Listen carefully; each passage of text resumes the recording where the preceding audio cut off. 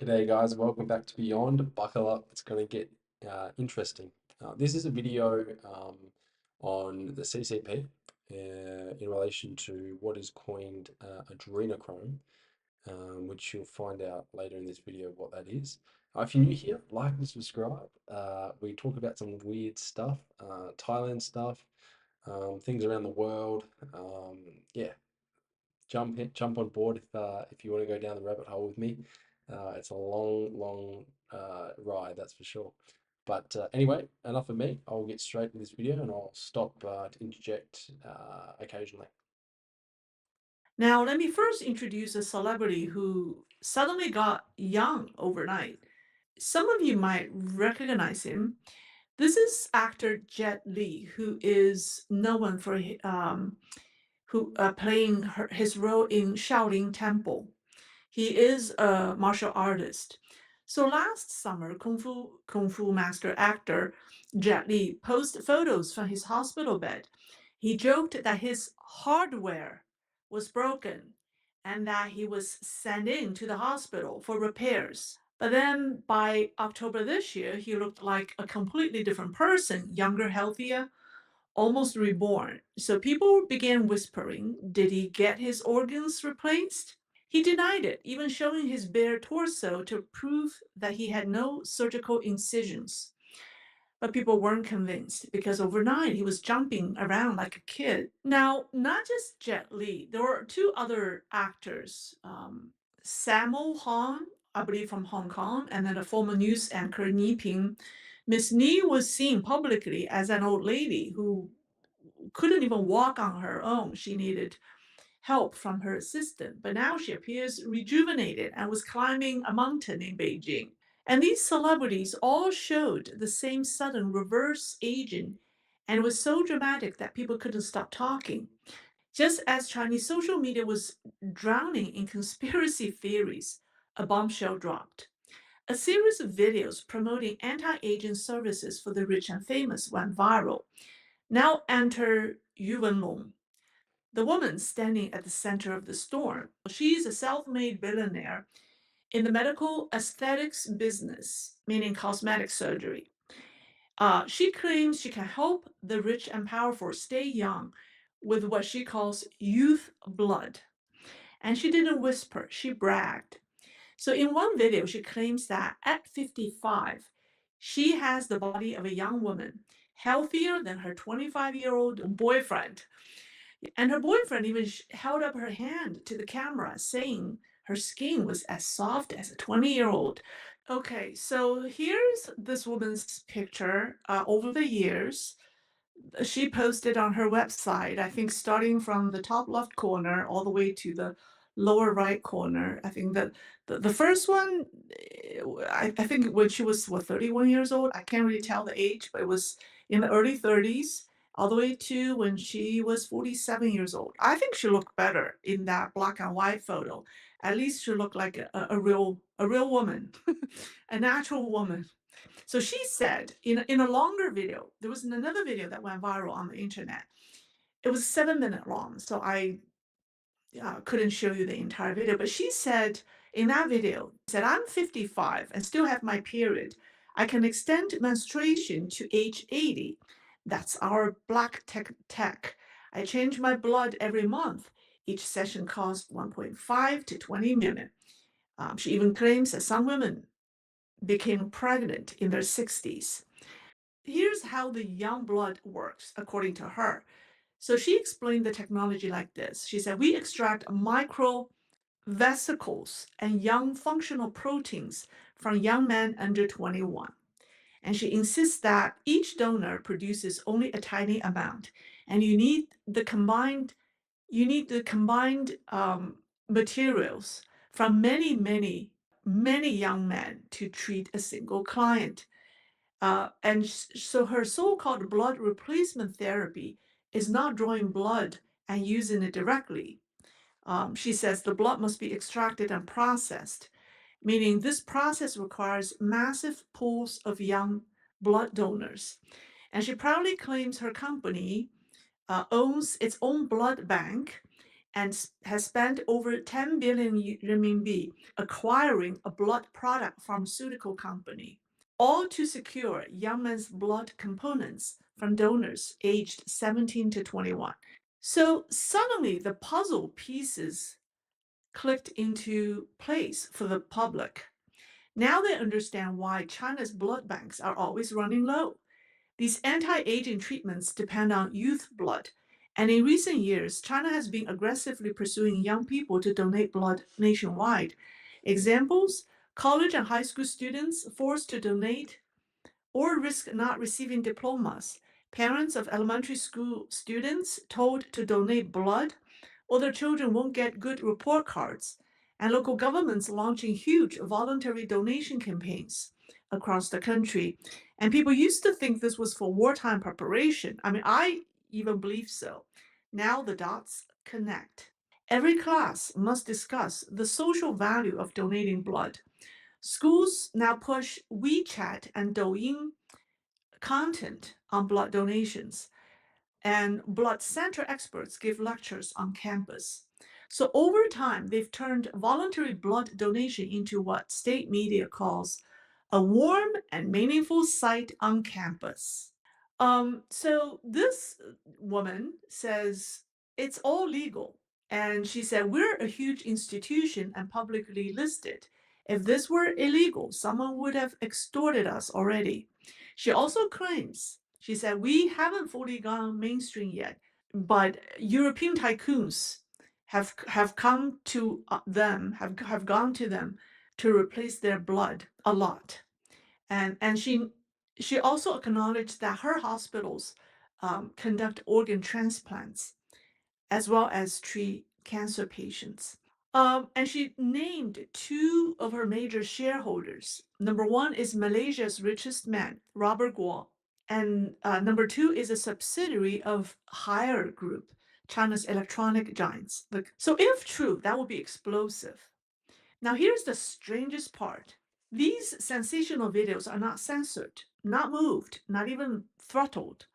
If in China, when something this sensitive goes viral unchallenged, it usually means someone far above is allowing it. But let me ask you, isn't it strange that videos on a topic this sensitive, organ transplants, young blood, anti-aging tech, European tycoons, are allowed to stay online in China? Some people believe this is no accident at all. The regime wants these videos to go viral. They say these videos are CCP's marketing campaign, a way to quietly promote China's new longevity industry. And so they say that the Jet Li video or Jet Li's sudden return to youth videos were not an accident, but a strategic advertisement. Why? Because this industry is not meant for ordinary people. It's built for the rich and the powerful globally. Think about it. If China offers youth their young blood and blood products, if China offers longevity, if China offers a way for global elites to stay powerful forever, why wouldn't they come? So this becomes a new tool of influence, a new kind of soft power, except it's not soft at all. So some believe this is how the CCP secures loyalty among the world's elites. And this woman's boldness, her confidence, her uncensored videos, they all suggest one thing. She believes she has protection from the highest level. Her backing, corporate, regulatory, political, leads straight to the biggest shadow of all, the CCP top leadership itself. Now, people suddenly realize when Xi Jinping talked about human living to 150, he wasn't joking. He wasn't fantasizing. Uh, where do I even begin? Everything she's been saying up to this point is probably nothing I haven't heard before, but it's something that obviously is what the CCP want to push at the moment for various reasons. There is a massive underlying connection with missing children and blood transfusions like this.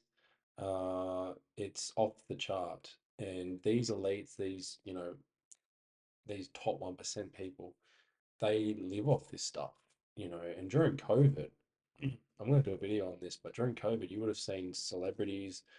I don't want to name like there's I'll do a video on it, but there were celebrities that were in terrible condition. They looked nothing like what they were used to look like. They looked like ragged, completely different, completely different. And I believe it was because they didn't have the supply coming to them, because people weren't going to different countries and they weren't, giving over their blood for various concerns because of the COVID safe measures. And then on the other topic is adrenochrome, which is a topic for another video. You know, that thing together, those two scenarios together, is what the CCP are probably making mass money from. And the fact that a lot of Chinese or Asian people in general, women mainly, along with obviously the 1%, they want to stay young for as long as it's possible. They do want to live, as she said, as Xi Jinping was mentioning, and he wasn't fantasizing, that people want to live to 150. I don't really want to live that long, but there's people out there that just don't want to die, like a real life vampire. or or anything. He was probably advertising. Now, just as people were beginning to question Miss Yu's claims, another video hit the Chinese internet, and this one sounded like a full-blown horror movie. And on October 14th, a man who spent years undercover inside Southeast Asian scam compounds posted a live stream that stunned us. He introduced himself as an anti-fraud blogger or investigator who has been in close contact with those scam parks in Southeast Asia for a long time. And so for safety, he covered his face while delivering the news. He revealed what people call the darkest secret behind the CCP's longevity project. Okay, so according to him, one major group of trafficking victims in these scam parks are women, especially nightclub workers and prostitutes. These women are easily targeted and are often the most miserable victims. Whether they are trafficked to Cambodia or to Mewadi in Myanmar or other parts of the world. Once in one of those scam parks, young pretty women are forced into sexual exploitation, serving as escorts and prostitutes. But what happens to women over 40 is even more horrifying. They're forced to sit in front of computers to run online scams.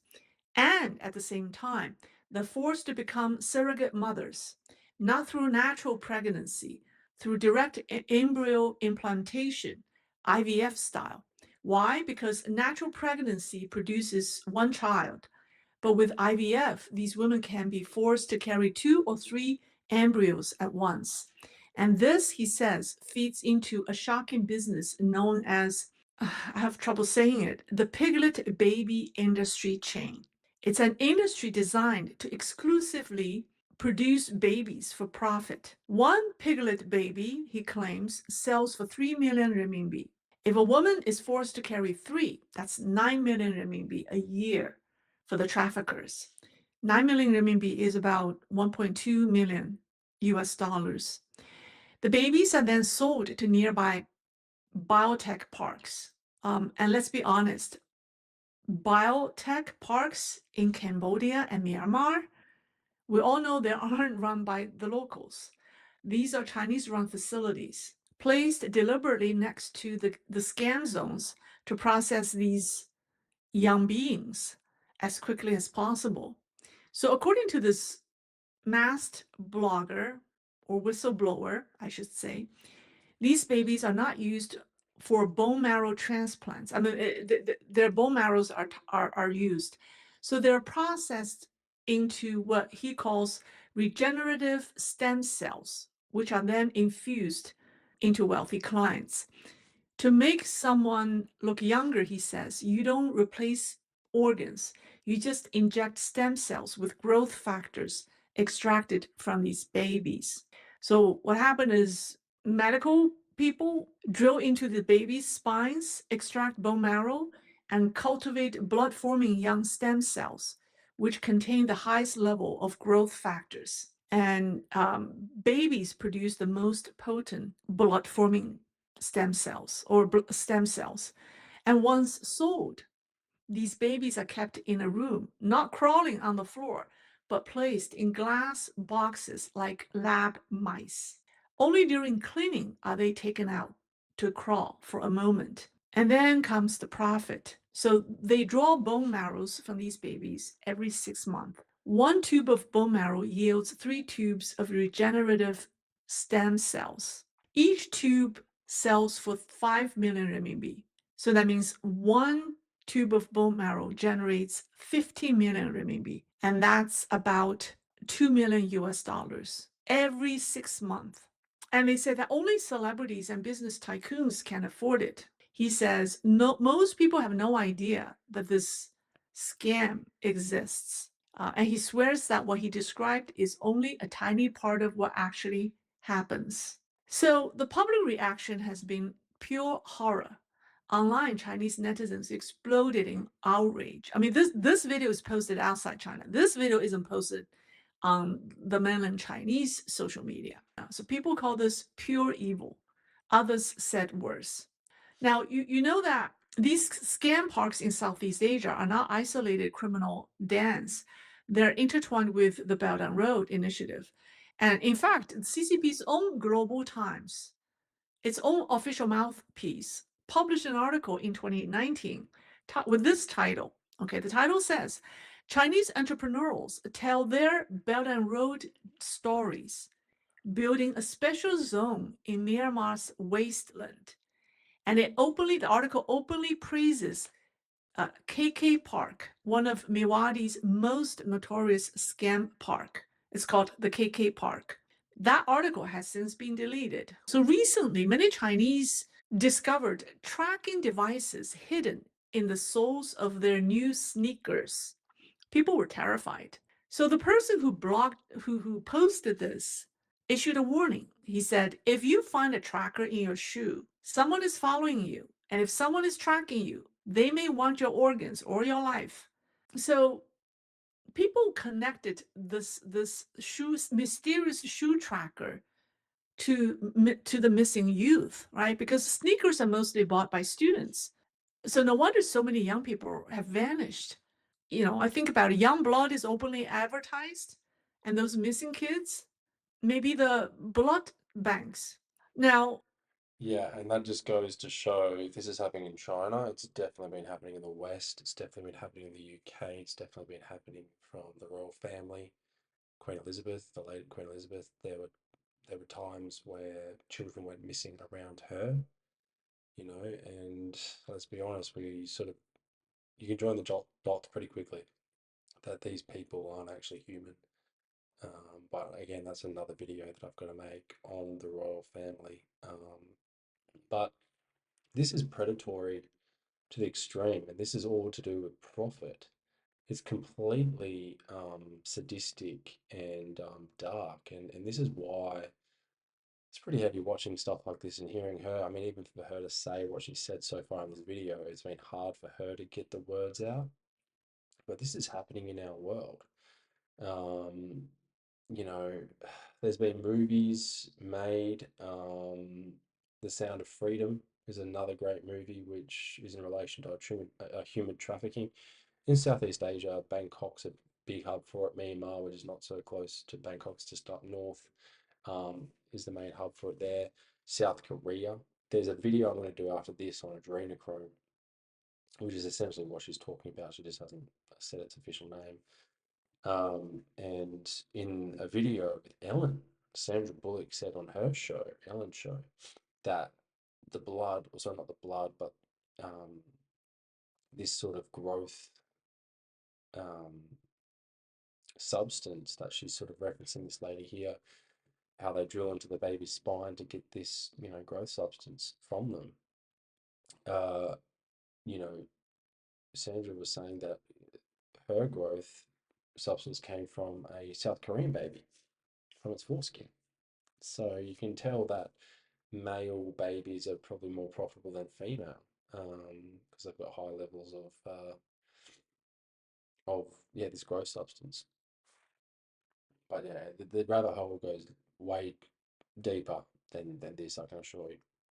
The tracker scandal made people think of something even more sinister: China's smart school uniforms. Since 2018, many primary and secondary schools in China require students to wear uniforms with RFID tracking chips sewn inside. These chips monitor when the kids enter and leave school, their identity, their purchases, even their real time movements, all sent directly to parents and teachers. Now, parents are now paranoid. They said if bad people get this information, our kids could be taken. And the truth is, China's missing children and teenagers have surged in recent years into millions annually. Shoes with trackers, uniforms with chips, children disappearing, young blood in high demand, babies born as human spare parts, and Xi Jinping casually talking about living to 150. What can I say? At the end of the day, this isn't about technology. It's not about longevity. And it's not even about politics. It's about humanity. Yes, it's about humanity, and no politician has our backs or our support. They see us as cattle. Like here in Australia, with our high immigration, the more people they bring in, the more people that can be sort of taxed. But yeah, the bigger the GDP, the more people they let in, the bigger the GDP supposedly. But what actually happens is, yeah, the opposite. People that or have lived here for many, many years end up leaving because their quality of life is diminished. But that's a bit off topic. But essentially, yeah, what she's said in this video, the official title is called adrenochrome.